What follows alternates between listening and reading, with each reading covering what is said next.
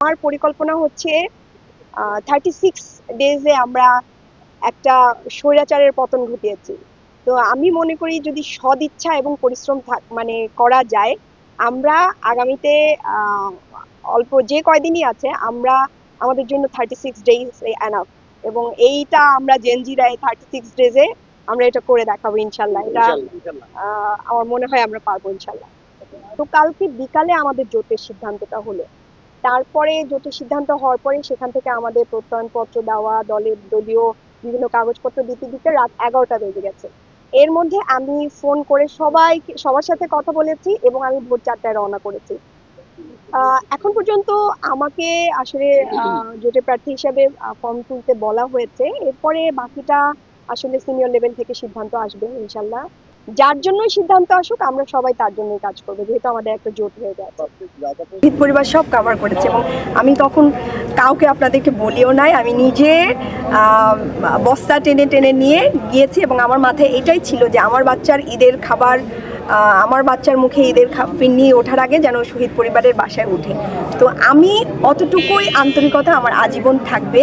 এটা শুধু শহীদ পরিবারের না, আমাদের যত এই যে দেখেন যুগে যুগে কিন্তু এরকম যোদ্ধারা তৈরি হয়। হ্যাঁ, ইলেকশনটার চেয়েও আমাদের কিন্তু মূল উদ্দেশ্য হচ্ছে এই যে একটা মানে একটা গোষ্ঠী তৈরি হচ্ছে, একটা ইয়াং জেনারেশন তৈরি হচ্ছে যারা আসলে রাজনৈতিক হয়ে উঠছে এবং যারা রাজনীতি সচেতন হয়ে উঠছে। এই গোষ্ঠীটাকে ধরে রাখাটাই হচ্ছে আমাদের মেইন উদ্দেশ্য এবং তাদেরকে রাজনৈতিক সচেতন করে গড়ে তোলাই হচ্ছে আমাদের মেইন উদ্দেশ্য। তো সেই জায়গা থেকে আমি এই বিষয়ে অবশ্যই মানে 100% এফোর্ট দিব, যাতে এই যে একটা মানে অনেক দিন ধরে একটা রাজনৈতিক সংস্কৃতি ছিল আমাদের মধ্যে, ওটা যেন নতুন করে তৈরি হয়, ওটা যেন আমরা যেন ওটা ভুলে গিয়ে নতুন একটা, যেটা দেখলেন আপনি আজকে দেখলেন যে আমরা সব প্রার্থীরা কি হাসি খুশি। আমার কিন্তু খুবই ভালো লেগেছে, মানে এত ভালো লেগেছে। এবং আমি অন্য যারা অন্য দলের যারা ছিলেন, বিশেষ করে জামাল ভাই ছিলেন, সবার প্রতি আমি কৃতজ্ঞতা জানাই যে আমরা এত সুন্দর একটা পরিবেশে, মনোমুগ্ধকর পরিবেশে এবং উৎসবমুখর পরিবেশে আমরা আজকে ফর্মটা জমা দিতে পেরেছি। আমার খুবই ভালো লেগেছে। আইন শৃঙ্খলার তো কিছু অবনতি আছে, এটা তো আমাদের মানে এটা তো দেখাই যায়।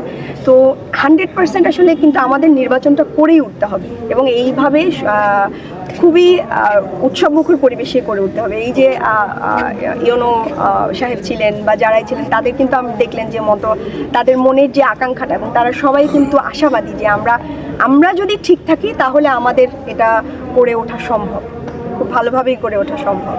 আর আসার সময় ওনাদের জানিয়েছি এবং ওনারা আমাকে শুভকামনা জানিয়েছে এবং ওনারা বিশেষ করে আলাদা করে আমাকে নারী হিসেবে অ্যাপ্রিসিয়েট করেছেন এবং ওনারা বলেছেন যে ওনারা নারী প্রার্থী থাকলে আরও মানে ছেলেরা থাকলে যতটুকু এফোর্ট দেওয়া দরকার, আমি নতুন হিসেবে আরও বেশি ওনাদের এফোর্ট দেওয়া দরকার এবং ওনারা সেইটুকু আরও বেশি দিবেন ওনারা বলেছেন। এটা আমাকে ইভেন ইসলামী আন্দোলনের যারা ছিলেন ওনারাও কিন্তু একই কথা বলে গেছেন যে আপনার জন্য আমরা আরও বেশি